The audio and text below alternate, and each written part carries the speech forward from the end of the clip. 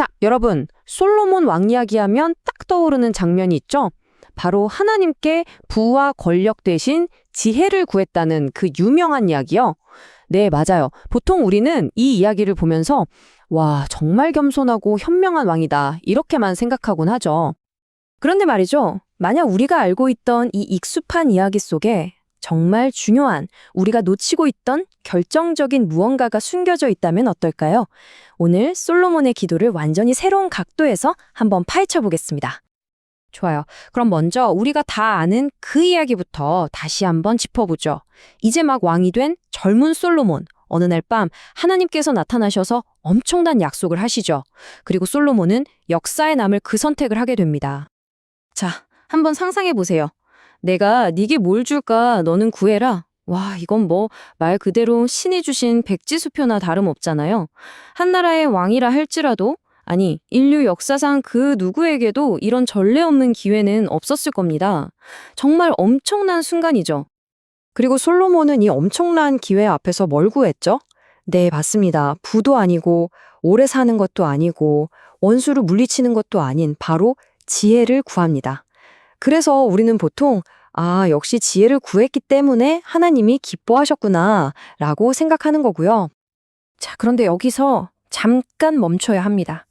이 기도가 있기 바로 직전 어떤 일이 있었는지를 꼭 봐야 하거든요. 사실 이 모든 이야기의 진짜 시작점은 솔로몬의 기도가 아니었어요. 그건 바로 사랑에서 시작된 한 행동이었습니다. 성경을 보면 이 모든 사건의 시작을 딱 한 문장으로 정리해요. 솔로몬이 여호와를 사랑했다. 이게 정말 중요해요.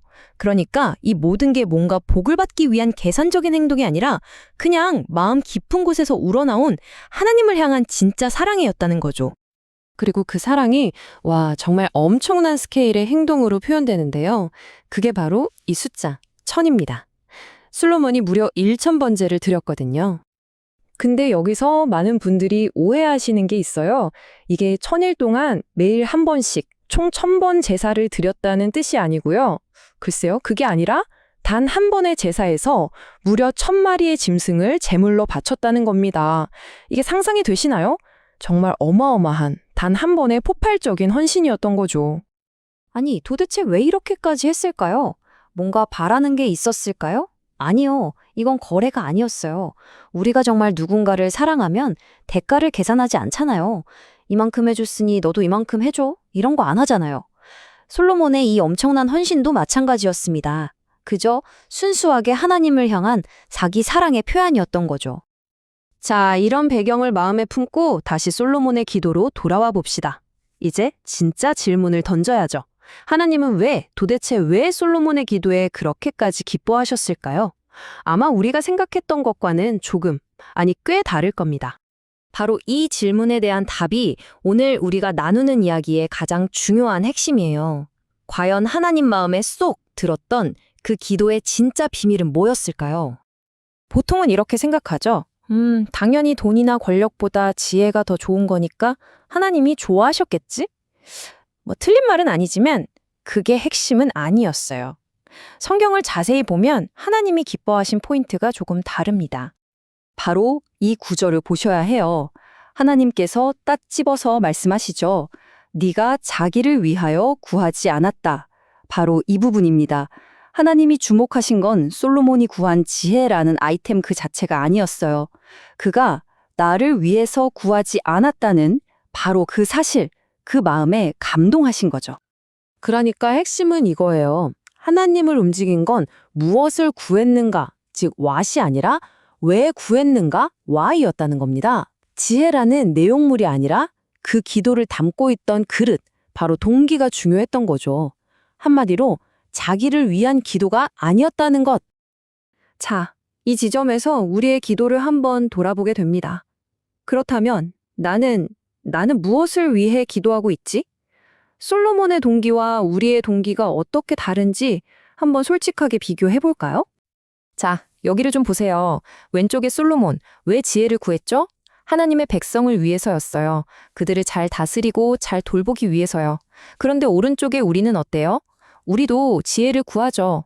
하지만 그 동기가 내 성공, 내 커리어, 내 가족의 발전일 때가 많지 않나요?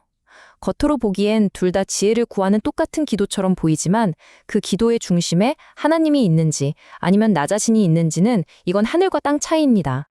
솔로몬의 마음이 어떻게 흘러갔는지 한번 따라가 볼까요? 첫 번째, 시작은 하나님을 향한 사랑이었어요. 두 번째, 이 사랑이 하나님의 백성을 향한 관심과 책임감으로 자연스럽게 흘러갔죠. 그리고 마지막 세 번째, 그들을 잘 섬기기 위한 방법으로 지혜를 구한 겁니다. 이 흐름 어디에도 나를 위한 자리는 찾아볼 수가 없어요. 처음부터 끝까지 그렇죠. 이 문장이 그 차이를 정말 날카롭게 보여주네요. 당신은 세상에서 성공하기 위해 지혜를 구한다?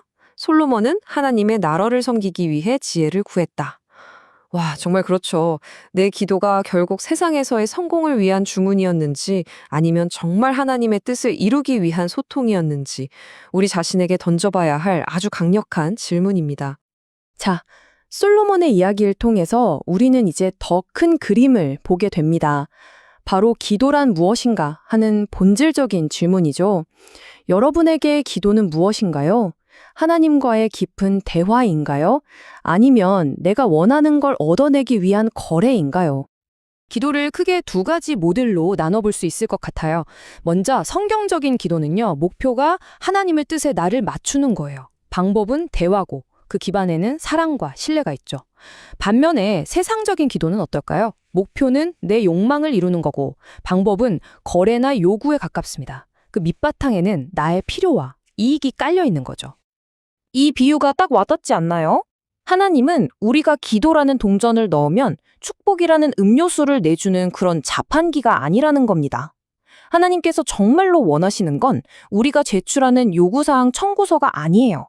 바로 우리 자신, 우리와의 살아있는 관계, 진솔한 대화, 바로 그걸 원하시는 거죠. 자, 그럼 오늘 이야기의 핵심, 꼭 기억해야 할 것들을 정리해 볼게요. 첫째, 우리가 무슨 말을 하느냐보다 어떤 마음으로 하느냐, 즉 동기가 훨씬 더 중요합니다. 둘째, 진짜 기도는 나를 사랑하는 마음이 아니라 하나님을 사랑하는 마음에서 흘러나오는 겁니다.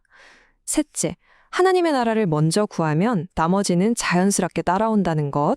그리고 마지막으로 가장 중요한 것, 기도는 거래가 아니라 관계라는 사실. 이걸 꼭 기억했으면 좋겠습니다. 이제 마지막으로 이 질문 하나를 여러분 각자에게 던져보면서 마무리하고 싶습니다. 지금 내가 드리는 기도, 그리고 앞으로 내가 드릴 모든 기도는 과연 궁극적으로 누구를 위한 것입니까? 나 자신입니까? 아니면 하나님입니까?